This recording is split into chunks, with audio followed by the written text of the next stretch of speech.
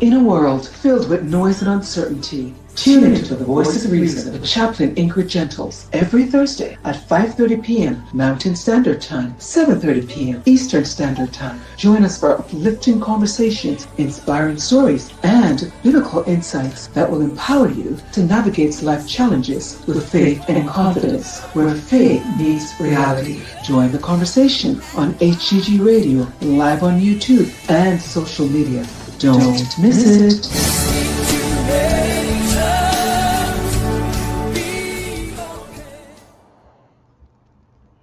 Good morning, good afternoon, good evening, wherever you are in the world. Thank you for tuning into the Voice of Reason.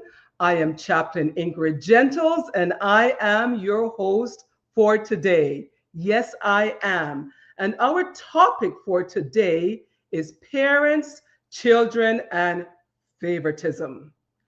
Parents, children, and favoritism. If you are a parent or soon to be a parent or want to be a parent at some point in your life, stay tuned because this discussion is tailored just for you. The family dynamics can be quite complicated when you are dealing with multiple children with different personalities, with different temperaments, and with different needs. Therefore, parenting, especially in a large family, can be quite challenging. Yes, it can. There are no manuals, specific manuals to address the unique needs of each child in a home. You are learning on the fly as a parent. You are learning as you are going. So I'm going to pose some challenging questions as it relates to parenting multiple children in the same household. And as I'm going along, you will be able to recognize or see yourself in one or two of the examples that I'm going to be bringing forward in the questions that I'm going to be posing towards you. So then after that, once we've gone through these questions, then we're going to be going back and looking at some biblical examples relating to these types of parenting questions. All right, so why don't we get started?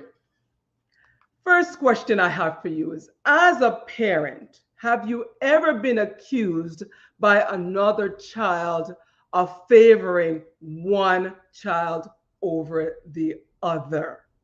As a parent, have you experienced that from a child, saying that mom, you or dad, you're showing favoritism, right? When actually the actual thing is, it's the way you are showing up for each child that is noticeable, that is different, right?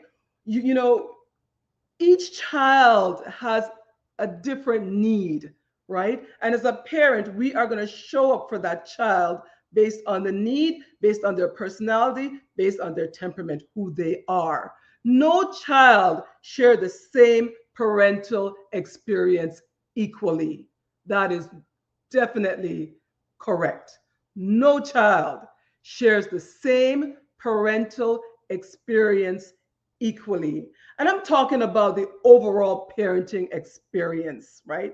Not if, if I've often heard, if it's one banana, everyone gets an equal share of that banana. That's not what I'm talking about. No. Children have different needs.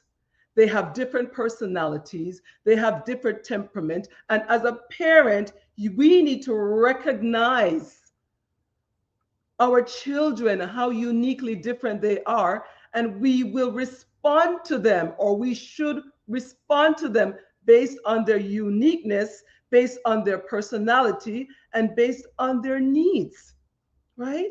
We are going to respond to them based on these different things that are showing up, right? So no children will ever share the same parental experience equally. That's not going to happen.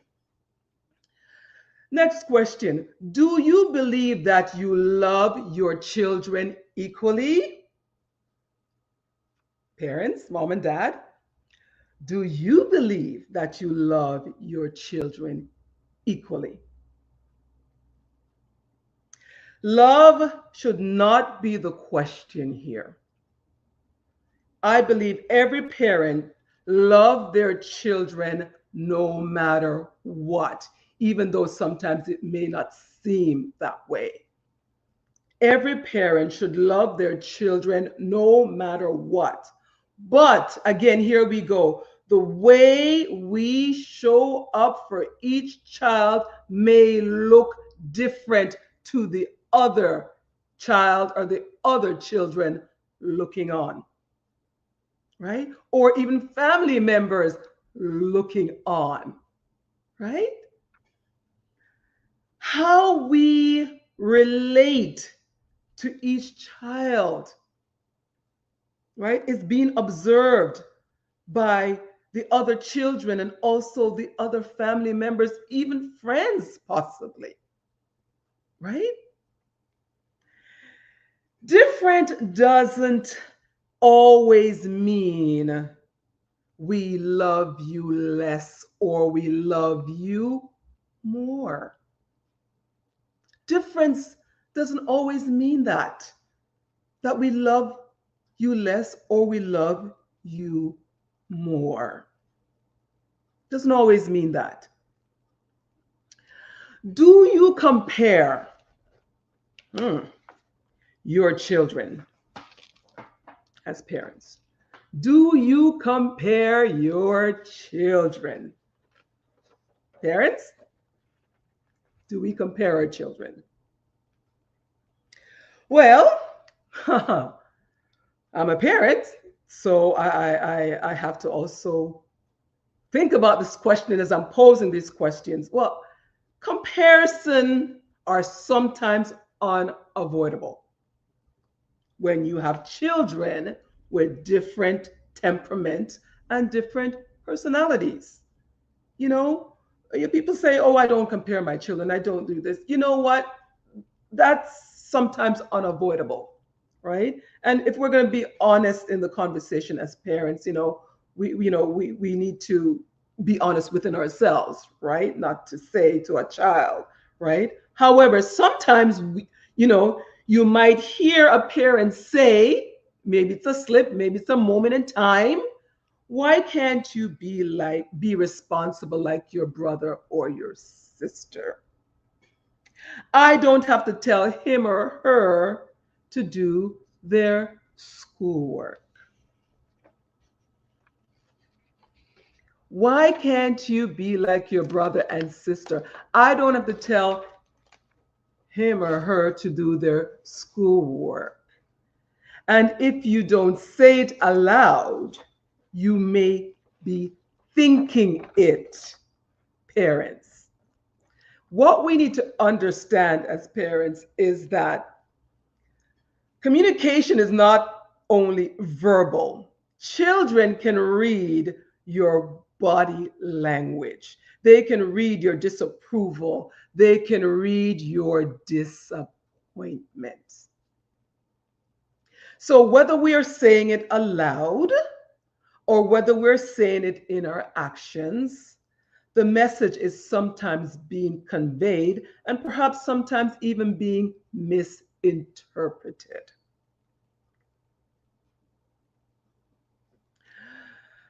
Do you relate to one child more easily than you do to the other child? Do you relate to one child more easily?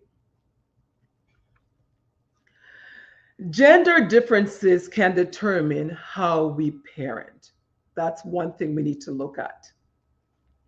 How you respond to a boy versus a girl can be quite different. They have needs that are specific to their gender. Yes, they do. Girls are softer and more emotional, and sometimes, they cry easily, right? They're driven by emotions. Boys tend to be the opposite, right? Therefore, empathy is not always distributed equally, right?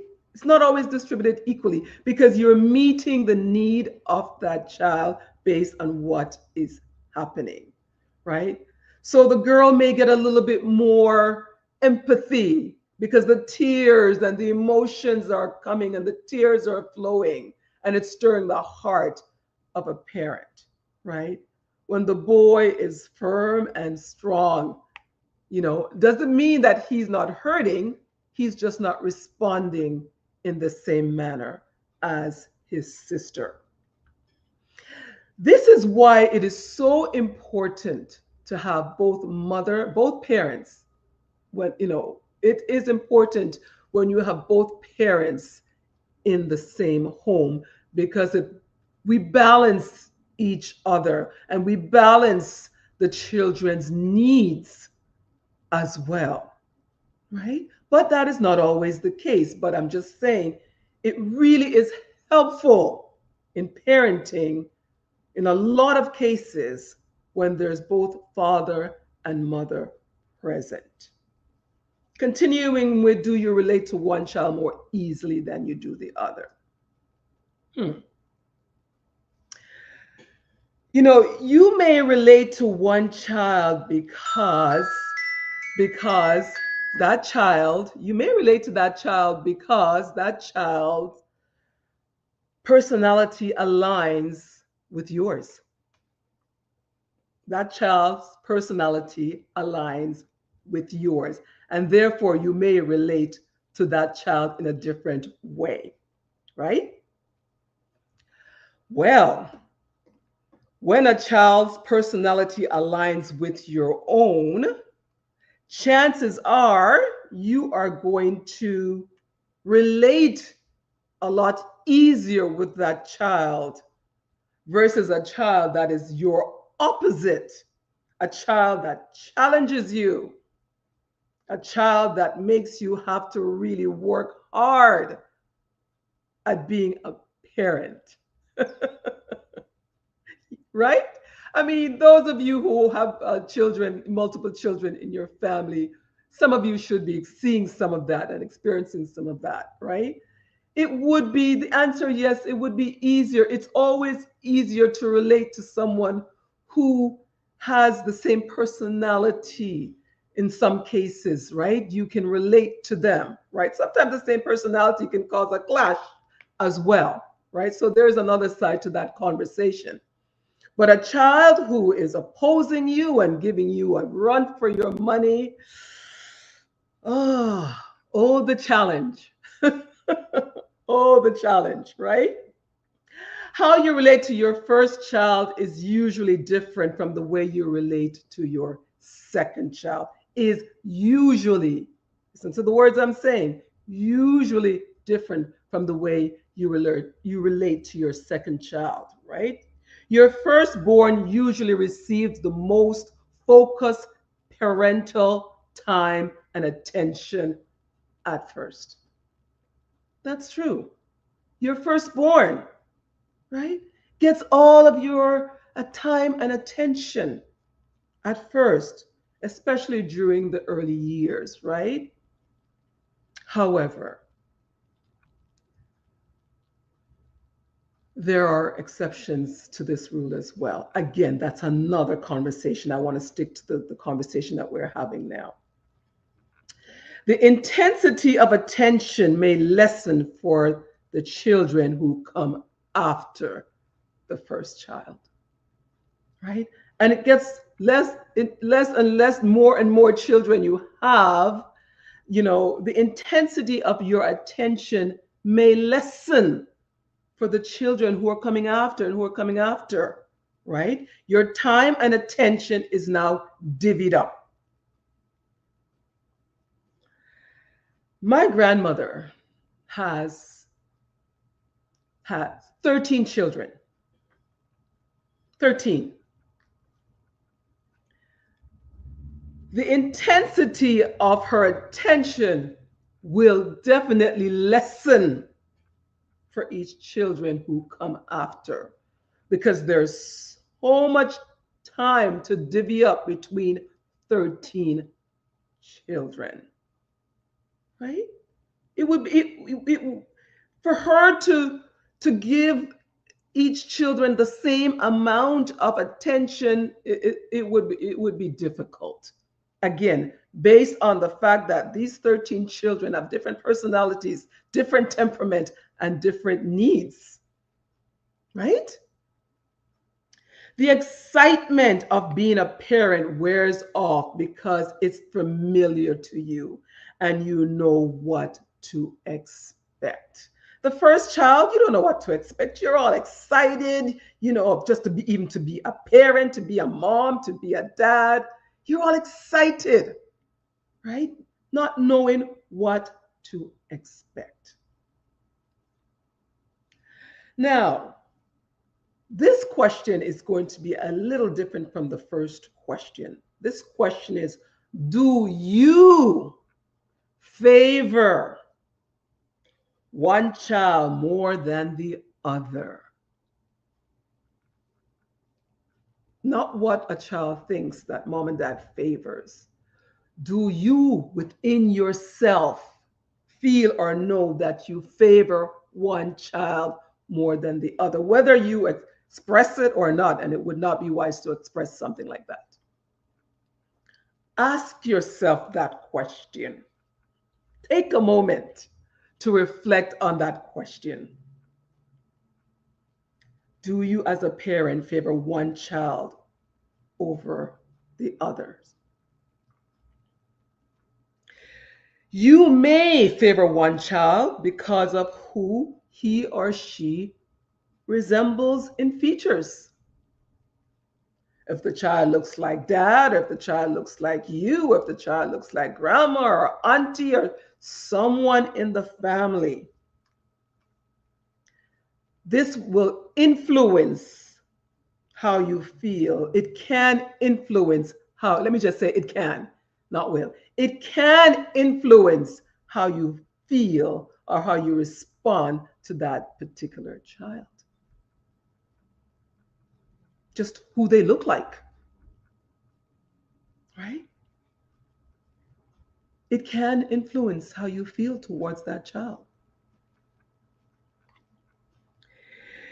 You may favor one child because of his or her intelligence, maturity, obedience, or generosity, versus a child that's disobedient, not ambitious, talks back, and a child that's not generous.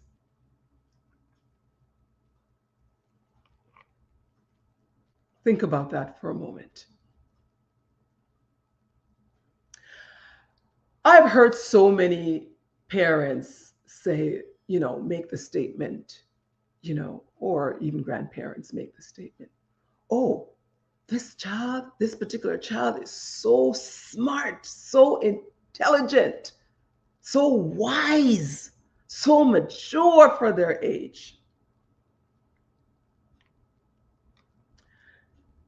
There's nothing wrong with that. There's nothing wrong with recognizing each child's temperament, each child's personality. How we address it or how we say it can affect the other child or the other children listening on.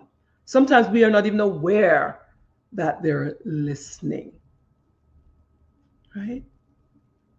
But most definitely, when you think about it, just from a human perspective, a believer, yes, whether you're a believer or not, we're talking about family here. But from a human perspective. A child that is obedient and generous and mature versus a child that is the disobedience, not ambitious, talks back, not generous. You're gonna it may impact, slightly how you feel towards that child. It may impact. It may impact that.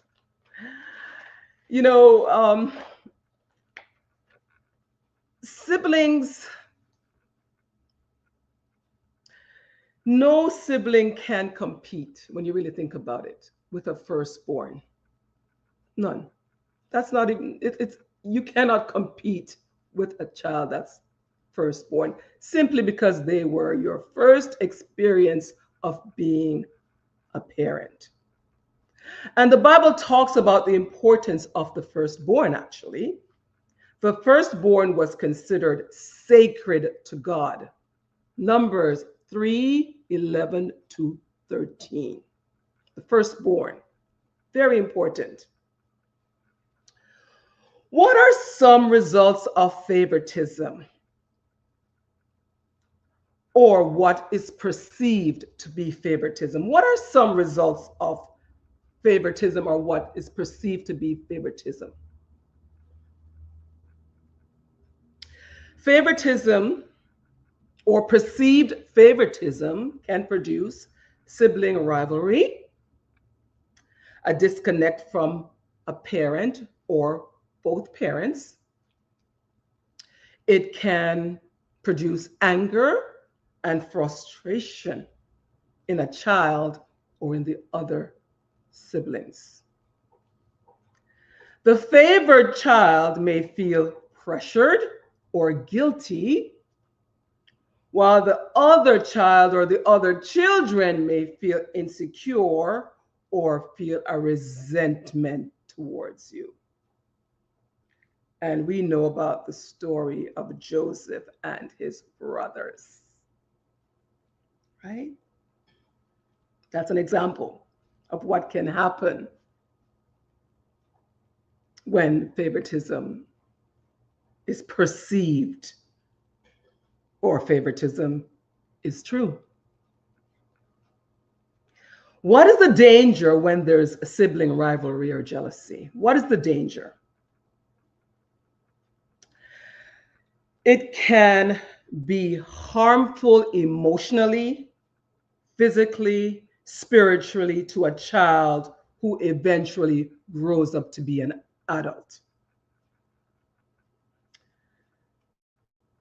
Take a moment to reflect, even on yourself growing up as a child. You may not have children today, but you have had the experience of growing up in a home with other siblings, right?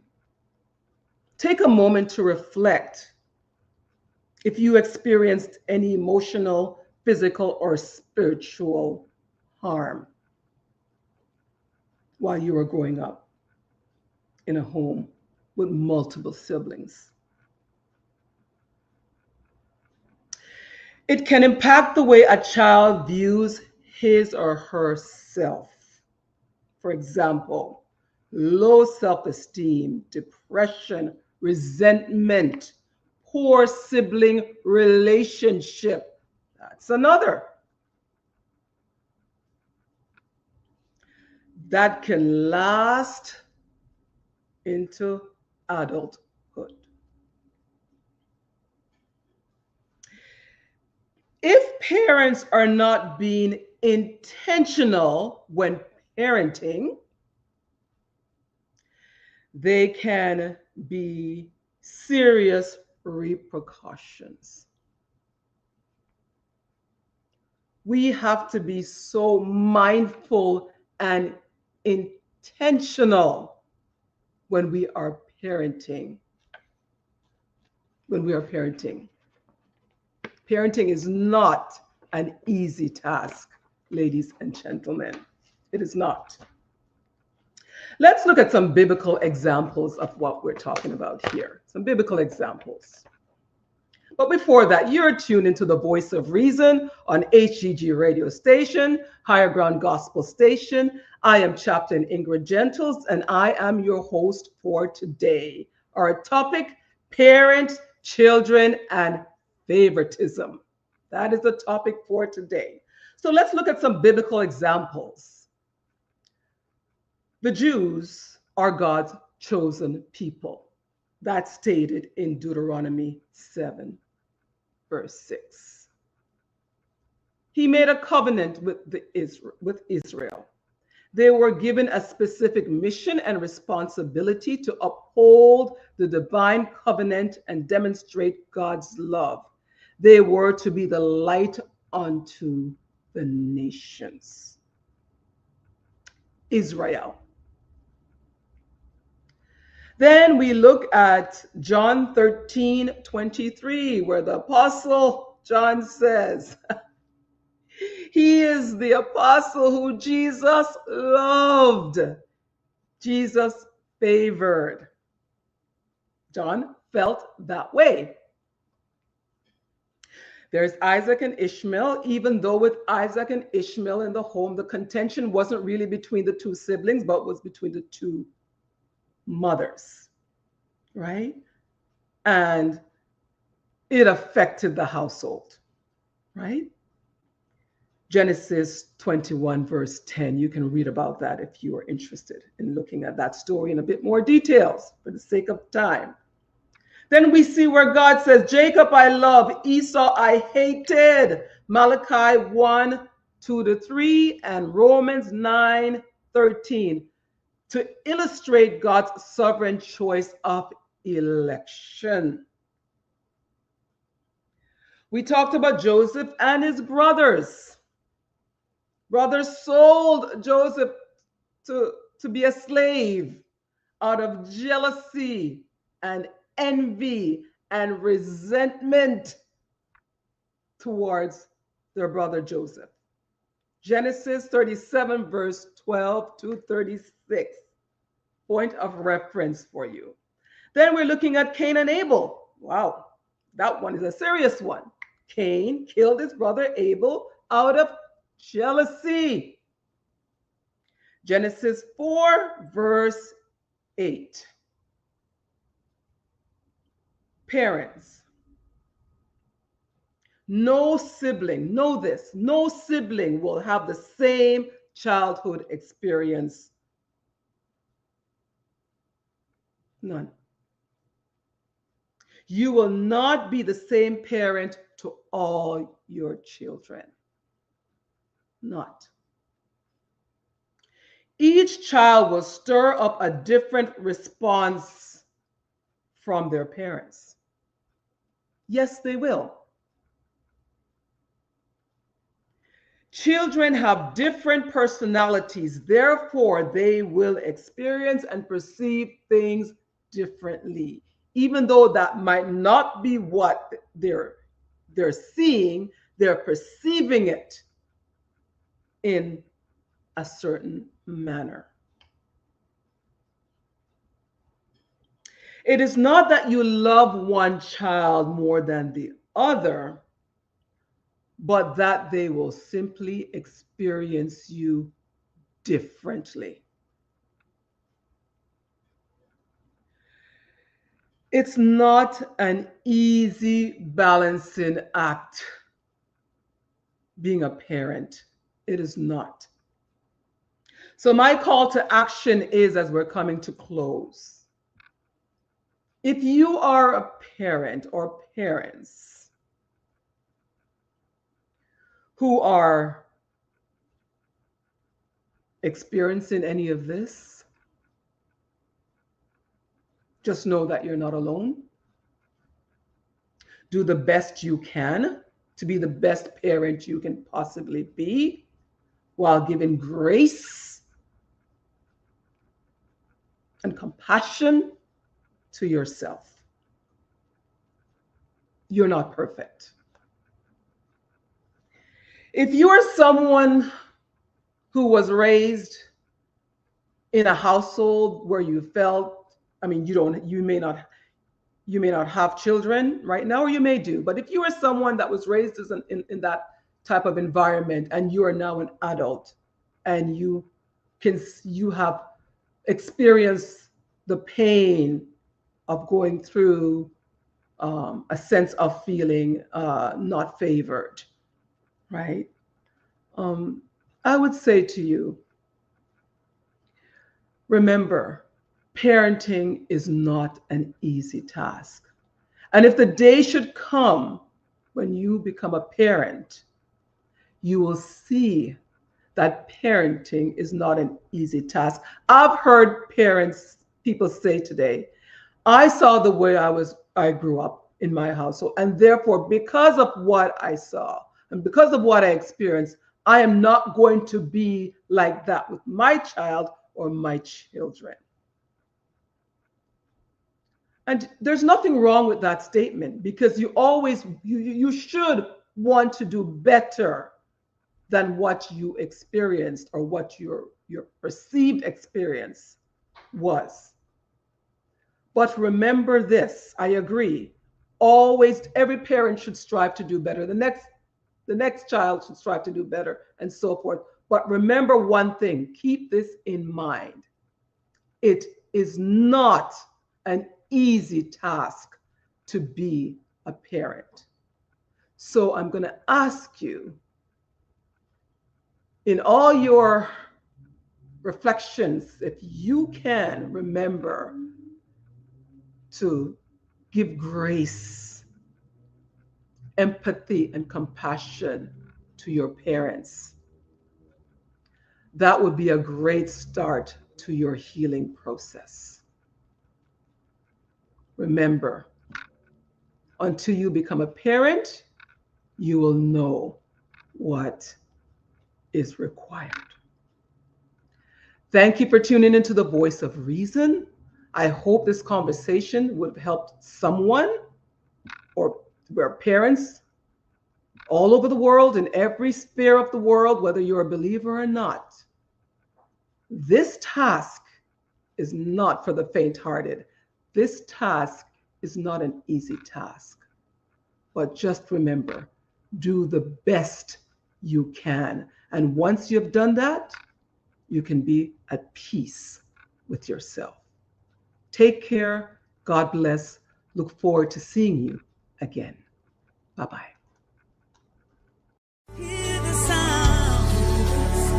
In a world filled with noise and uncertainty, tune into the Voice of Reason with Chaplain Ingrid Gentles every Thursday at 5:30 p.m. Mountain Standard Time, 7:30 p.m. Eastern Standard Time. Join us for uplifting conversations, inspiring stories, and biblical insights that will empower you to navigate life challenges with faith and confidence, where faith meets reality. Join the conversation on HGG Radio, live on YouTube, and social media. Don't miss it.